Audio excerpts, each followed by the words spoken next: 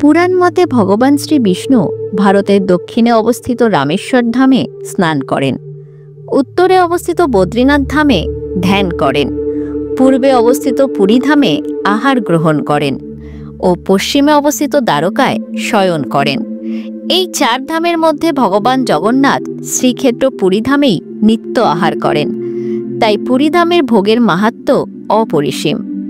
পুরীর মন্দিরে ভোগ তৈরির পরে মূল মন্দিরে নিয়ে যাওয়া হয়। ভগবান জগন্নাথ, বলভদ্র এবং সুভদ্রা দেবীকে সেই ভোগ নিবেদন করা হয়। এরপর শ্রীমন্দিরে মাতা বিমলা দেবীর কাছে ভোগ নিবেদন করা হয়। উভয় মন্দিরে ভোগ নিবেদনের পর এই প্রসাদ মহাপ্রসাদে পরিণত হয়।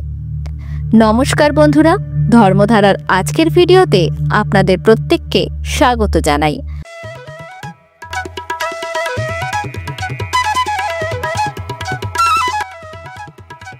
আজকের ভিডিওতে আপনাদের জানাবো কিভাবে মহাপ্রসাদ এই পৃথিবী লোকে এলো, কি কারণে আজ আমরা সাধারণ মানুষ এই মহাপ্রসাদের ভাগীদার হতে পারি।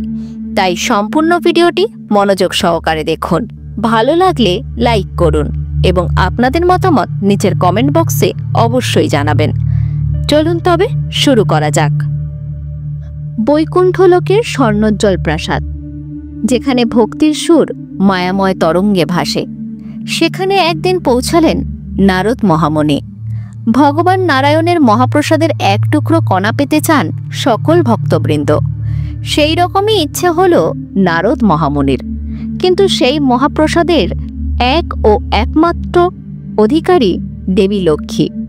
তাহলে উপায় কি? তাই নারদ মহামুনি দেবী লক্ষ্মীর সামনে দাঁড়িয়ে দেবীর স্তুতি করলেন।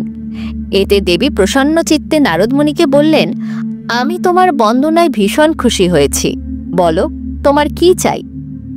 নারদ দেবীর সামনে দাঁড়িয়ে ভালোবাসার সুরে বললেন, আমি আপনার থেকে প্রতিশ্রুতি চাই যে আমি যা চাইব আপনি কিন্তু না করতে পারবেন না। দেবী লক্ষ্মী কিছু না ভেবেই বললেন, তথাস্তু।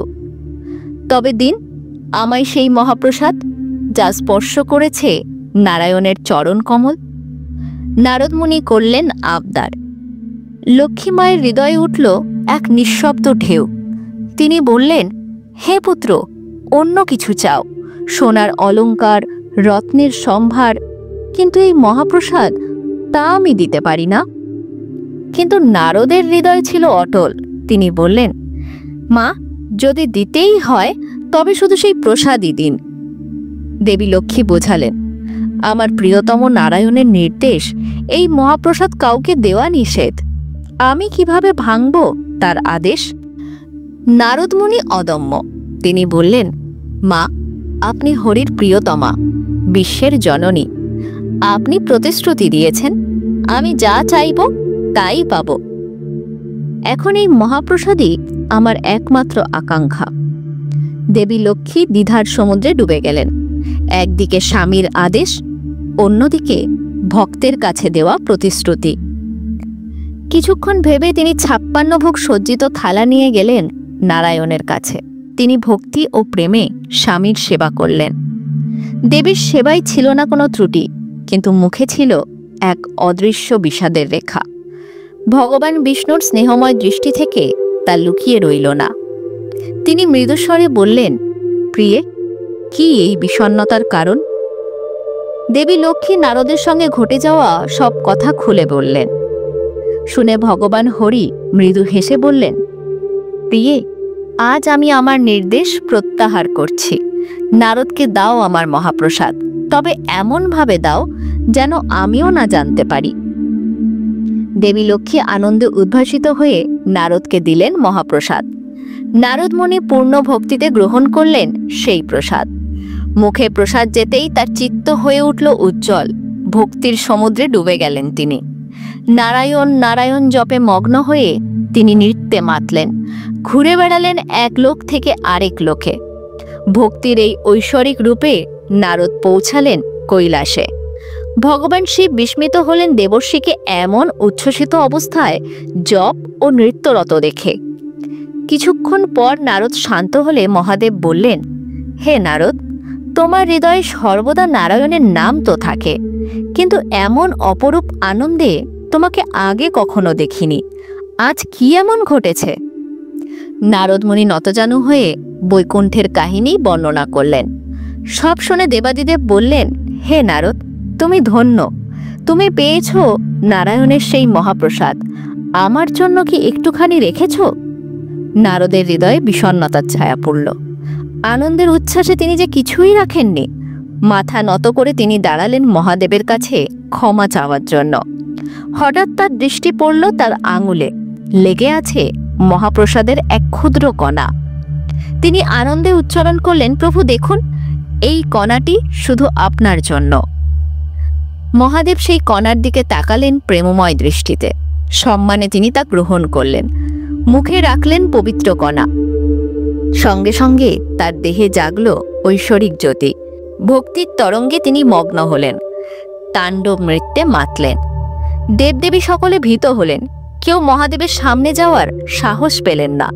তাই সকলে একসঙ্গে দেবী পার্বতীর কাছে প্রার্থনা করলেন, হে মা, শান্ত করুন মহাদেবকে, নইলে বিশ্ব ধ্বংস হবে। মাতা পার্বতী তৎক্ষণাৎ মহাদেবের কাছে পৌঁছালেন। তার স্নেহময় ডাকে শান্ত হলেন দেবাদিদেব। পার্বতী জিজ্ঞাসা করলেন, হে মহাদেব, বিশ্বের স্রষ্টা আপনি, কি এমন ঘটল যে এই ঐশ্বরিক তাণ্ডবে মগ্ন হলেন? মহাদেব বললেন, দেবী, নারায়ণের মহাপ্রসাদের এক কণায় আমার হৃদয় ভরে উঠেছে পরমানন্দে। দেবী পার্বতীর চোখে জাগল আশার আলো। তিনি বললেন, প্রিয়, আমার জন্য কি একটুখানি রেখেছেন সেই প্রসাদ? মহাদেব নীরব। তিনি নিজেই সেই অমৃততুল্য প্রসাদের কণা বড় কষ্টে পেয়েছেন, পার্বতীর জন্য কি করে রাখবেন? তার নীরবতায় দেবী পার্বতীর হৃদয়ে জাগল সূক্ষ্ম বিষাদ। দেবী পার্বতী ক্ষিপ্ত হয়ে বললেন, আমি আপনার অর্ধাঙ্গিনী হওয়া সত্ত্বেও ভগবানের প্রসাদ থেকে বঞ্চিত হলাম। আপনি যদি একটি দানা পেতেন, তার অর্ধেকও কি আমার প্রাপ্য ছিল না প্রভু? বেগতিক দেখে প্রজাপতি ব্রহ্মা সকল দেবতার সঙ্গে বৈকুণ্ঠে পৌঁছালেন। তারা নারায়ণের কাছে কৈলাসের কাহিনী বর্ণনা করলেন। ভগবান হরি মৃদু হেসে কৈলাসে আবির্ভূত হলেন। তিনি পার্বতীকে আশীর্বাদ করে বললেন, দেবী, তোমার ইচ্ছে পূর্ণ হবে। তুমি মহাপ্রসাদ পাবে, যত ইচ্ছে ততই পাবে। তবে শান্ত হও, নইলে তোমার শক্তিতে বিশ্ব কেঁপে উঠবে। দেবী পার্বতী শান্ত হলেন, কিন্তু তিনি যে সকলের মা, মা তো জগৎ জননী। তাই সন্তানকে বঞ্চিত করে তিনি একাকী মহাপ্রসাদ গ্রহণ করতে পারেন? তাই দেবীর হৃদয়ে জাগল এক করুণাময় প্রার্থনা। তিনি বললেন, হে নারায়ণ, আমি একা প্রসাদ পেলে আমার হৃদয় তৃপ্ত হবে না। আপনার এই ঐশ্বরিক মহাপ্রসাদ যেন পায় সমস্ত জীব, এমনকি নিম্নজনী প্রাপ্ত প্রাণীরাও, যেন তারাও হয় এই ঐশ্বরিক স্পর্শের অংশীদার। ভগবান নারায়ণ মৃদু হেসে বললেন, তথাস্তু, তোমার করুণার ইচ্ছা পূর্ণ হবে। আমি কলিযুগে নীলাচল ধামে দারু ব্রহ্মরূপে অর্থাৎ কাঠের মধ্যে জীবনী শক্তি নিয়ে আবির্ভূত হব। আমাকে চিনবে সকলে জগন্নাথ অর্থাৎ জগতের নাথ রূপে। সেখানে আমার 56 প্রকারের ভোগ তৈরি করা হবে। সেই ভোগ আমাকে নিবেদন করার পর সর্বপ্রথম প্রসাদটি তোমাকে দেওয়া হবে। তাই তোমার মন্দিরও একই উঠোনে স্থাপিত হবে। সেখানে তুমি মাতা বিমলা দেবী নামে বিখ্যাত হবে এবং তোমার সন্তানের দ্বারা পূজিত হবে। তোমার প্রসাদ গ্রহণ হলে সেই প্রসাদ মহাপ্রসাদে পরিণত হবে এবং বিনা পার্থক্যে সকলের কাছে সমানভাবে বিতরণ করা হবে।